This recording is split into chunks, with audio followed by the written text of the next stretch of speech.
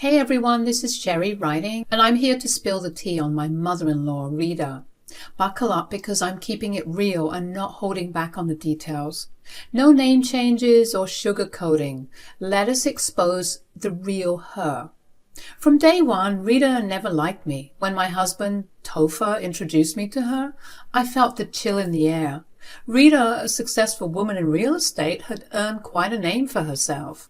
I respect her professional achievements, but little did I know life with her would be a roller coaster.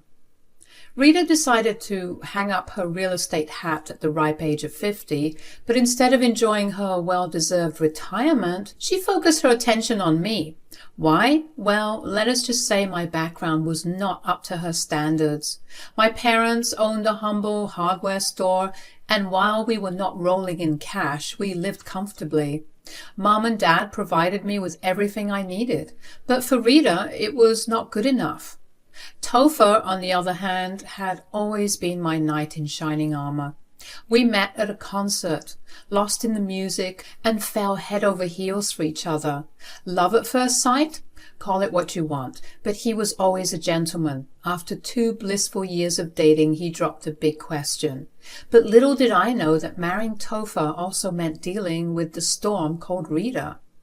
Rita lived separately from us. Unfortunately, we only had to deal with her during family gatherings. Topher, being well aware of his mom's behavior, never pushed me to mingle with her. He understood the kind of person Rita was. We were 2 years into our marriage when I received a phone call from my dad about my grandmother Amy passing away. "Hey, Dad, it's been a while. What's going on?" "Darling, I wish I had better news. It's about your grandma, Amy. She passed away." "Oh no, Dad, this can't be true.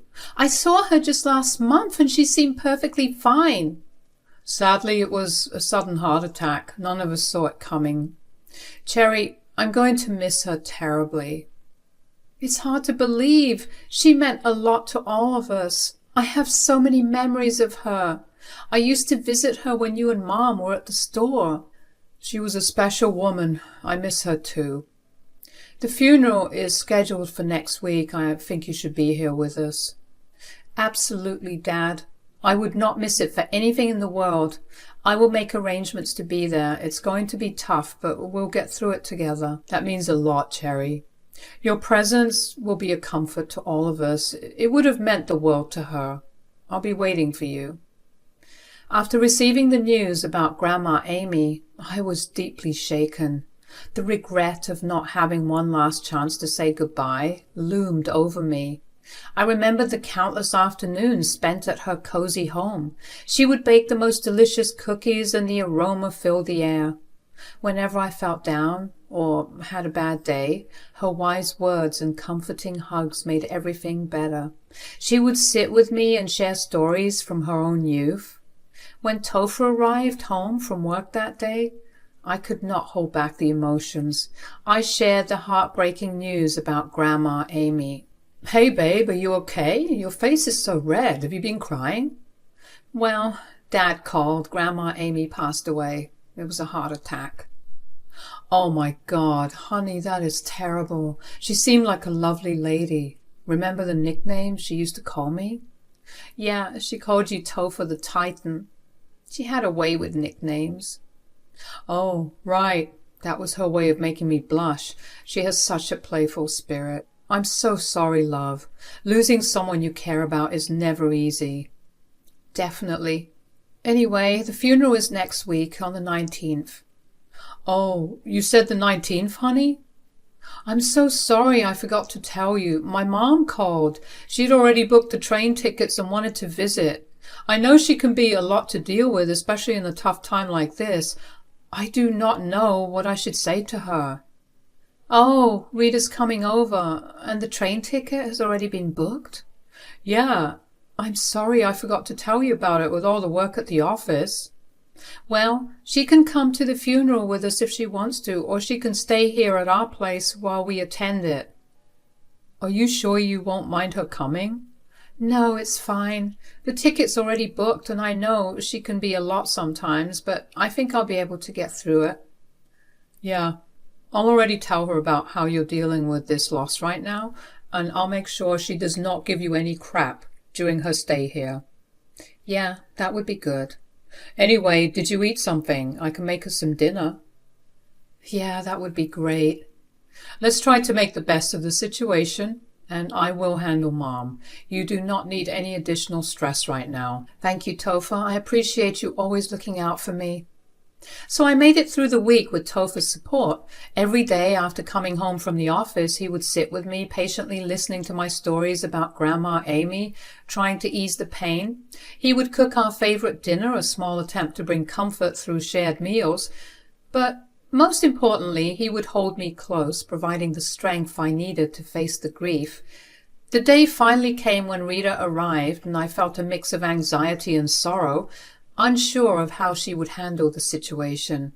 Topher had warned her about my fragile state, but Rita, being Rita, had her own way of doing things.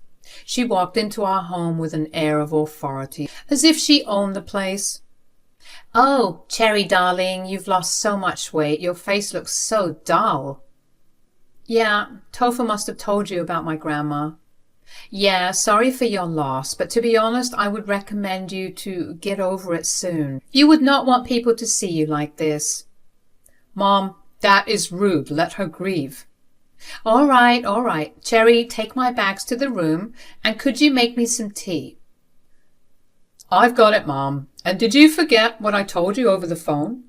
Yeah, give Cherry her space. Do not be harsh on her. Blah, blah, blah. I'll be staying for a week, by the way, so better get used to it. You're welcome to stay. So is the funeral tomorrow?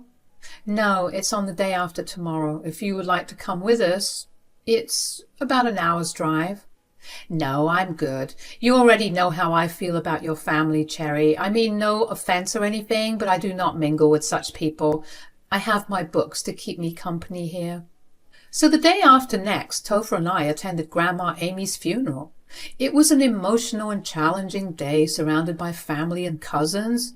After the whole process, we headed back home. As soon as we pulled up to our house, Topher received an urgent call from work. He asked me to go in and assured me he would be back soon. Entering the house alone, I found Rita on the couch, engrossed in her book, sipping coffee. I greeted her with a simple "Hi," but she did not bother responding. Deciding to avoid any unnecessary interaction, I headed straight to my room. After changing out of my sober black dress into more comfortable home clothes, I heard a knock on the door. Do you mind if I come in? No, not at all. I just freshened up a bit. I heard you saying hi, but I was so engrossed in the book. How did the funeral go? Well, it was hard, but I hope she's in a better place now. Tell me more about your grandmother. Absolutely. Grandma Amy was a remarkable woman. She met my grandpa when she was 17. She dedicated herself to being a loving housewife, finding joy in the simplicity of everyday moments. She was not defined by societal standards of success. Her life was a testament to the power of love and kindness. Grandma Amy had this way of making everything feel warm and comforting. She will live forever in my heart. So, she seems like a decent lady. Did she leave you anything? Well, she gifted me her most precious possession earlier this year on my birthday. Honestly, I'm not too concerned about inheritances, Rita. What possession are you talking about? It's a jewelry box, an expensive one that my grandpa got for her. Can I see it? Of course. I opened my closet and carefully took out the jewelry box from the safe. Wow, these look like diamonds. Are they real? Yeah, they are. The box is diamond studded. This must have cost a fortune. Why hold it so close to your heart? You can put it on the market and get yourself nice things. It's not about the money. It's the one thing my grandma decided to give me and not anyone else. I respect that. You must have held a special place in her heart. I appreciate that, Rita. I especially needed this chat today. Well, enough with this sentimental stuff. I will go back to reading my book. I did not read too much into the interaction with Rita. I mean, sure, it was unexpected, Rita being all nice and everything, but I thought maybe, just maybe, she did it out of pity, seeing that I had a hard time at the funeral. Anyway, there were 5 more days of Rita at our place, and the storm was starting to brew. The next day was pretty normal. Topher went to work, and I was at home coexisting with Rita.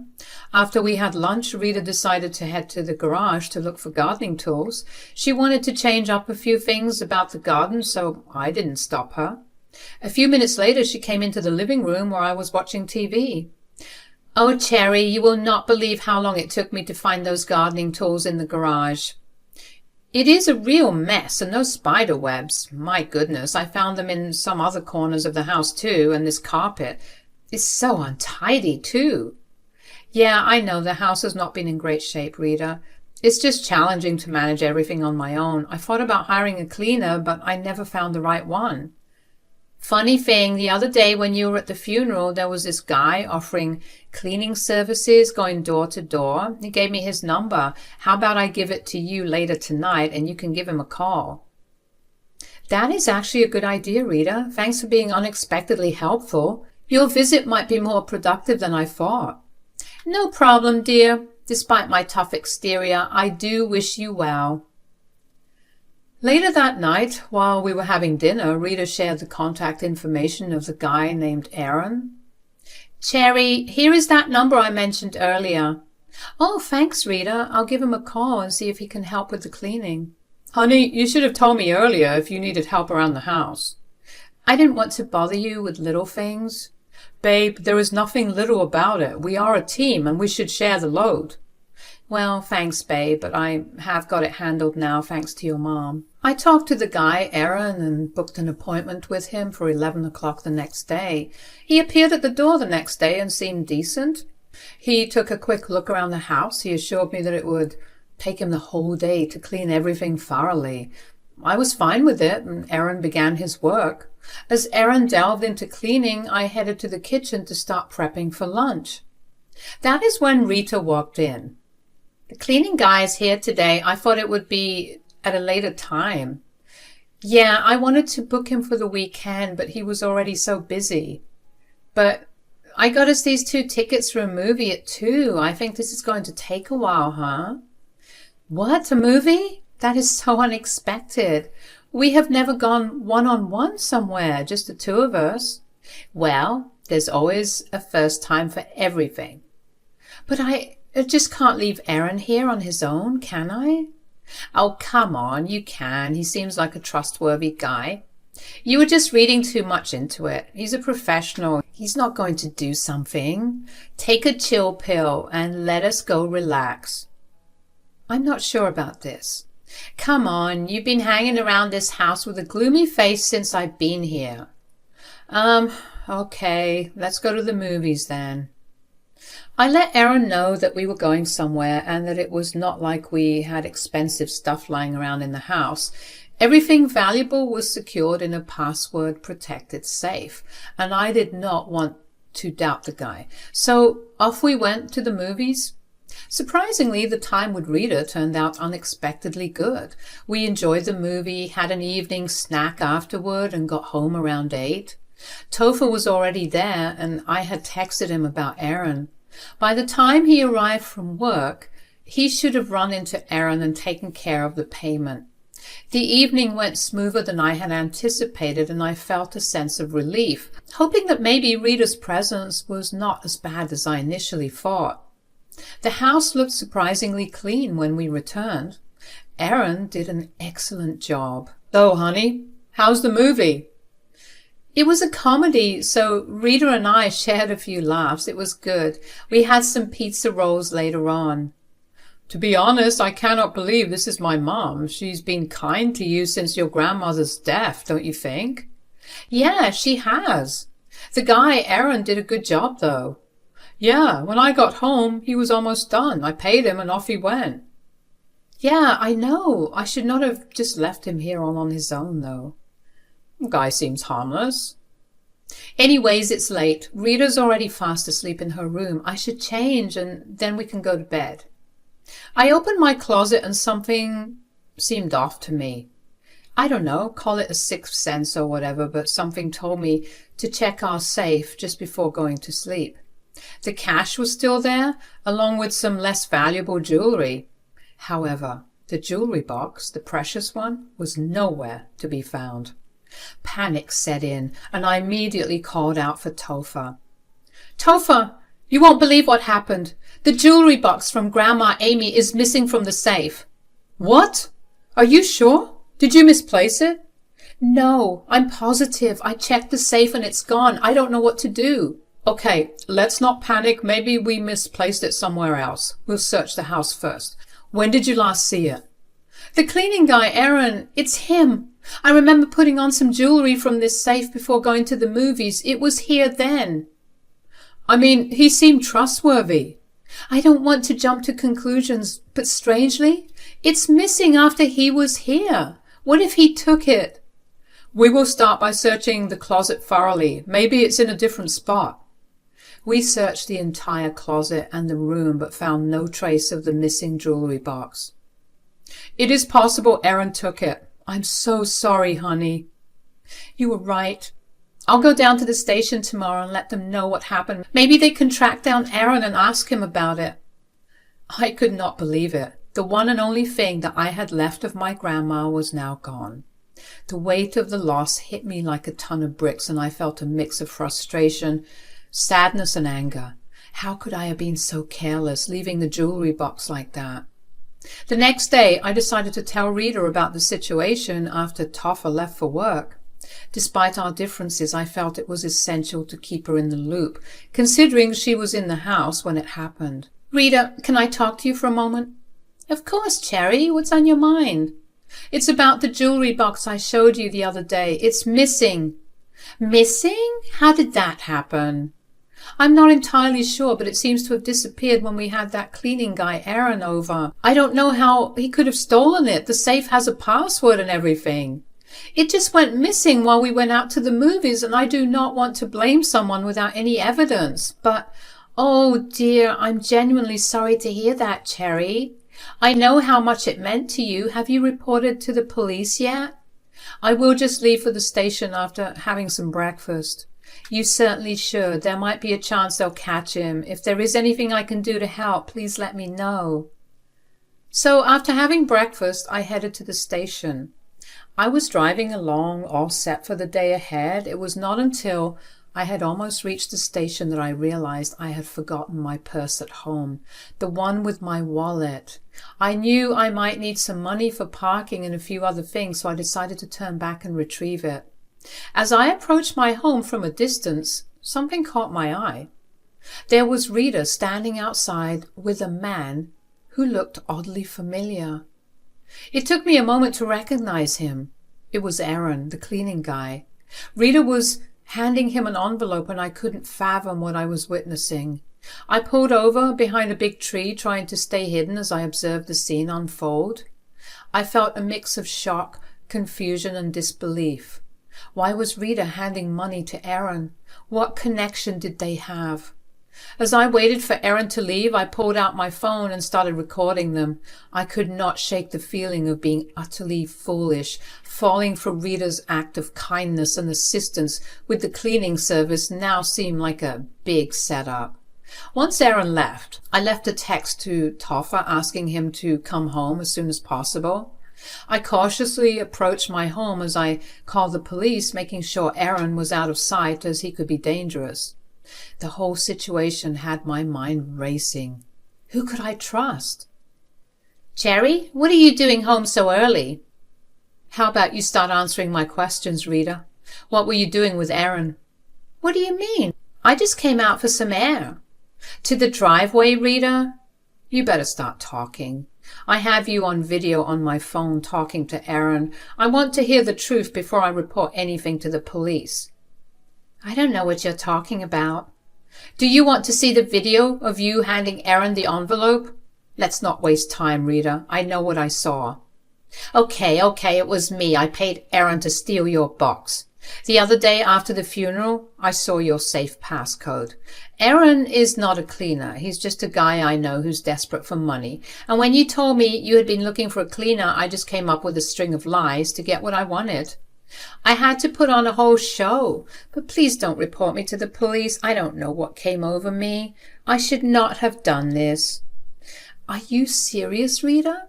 You pretended to be helpful all along? You were scheming behind my back? Cherry, it was just lying there in your closet. It could have fetched you a good sum of money, but you are naive for holding on to it. I genuinely wanted to do the right thing, sell it and give you the money.